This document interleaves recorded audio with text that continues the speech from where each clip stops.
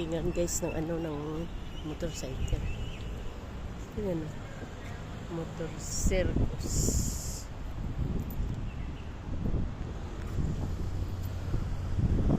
Lahat na klase ng motor maano mo dito.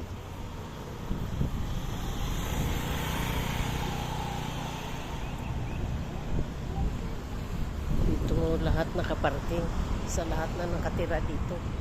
Yan. Diba hindi uso ang kotse dito sa mga ano mga lokal dito.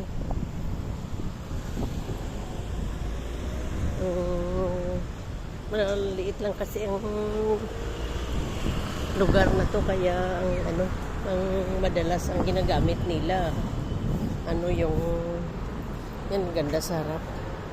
May garden pa. Garden sa taas. Sa baba. Ayan, may tapos pwede rin upuan. Diba? Ayan. Dito ako nag-exercise. Pagka may time pa ako. Yan. Bago ako pupunta sa grocery. Mag-ano muna ako dito mag-exercise. Ganda pagkagawa guys, oh. Ganun ang ano. Yung ginawa nila, oh. Yan, tapos nilagay sa ano, kaya maano ito, malamig dito. Masarap tambayan. Yan. Diba? Galing.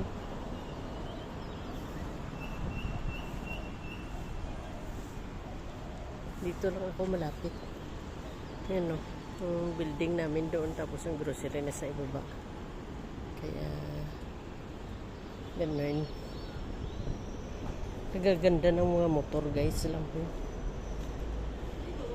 Dito sa kanila pag may sira hindi na pinapaayos, inaano na lang, dinadala sa kung saan pwede itapon, you know?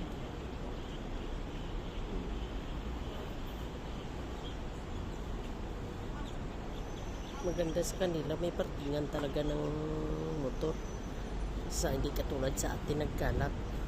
At saka may ano yan, may bantayan, may kamera yan dyan, kaya hindi pwede nakawin yan dyan. Diba? Ang ganda. Ganda ng building, motor lang ang mga sasakyan yan. Diba?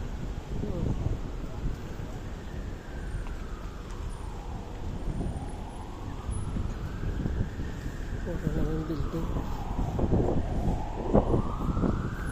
Yan, diba? Ang ganda ng ano sa taas, oh. Ang bulaklak na punta na sa taas.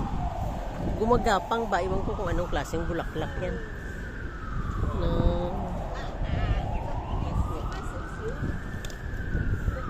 Hanggang doon yan guys, highway.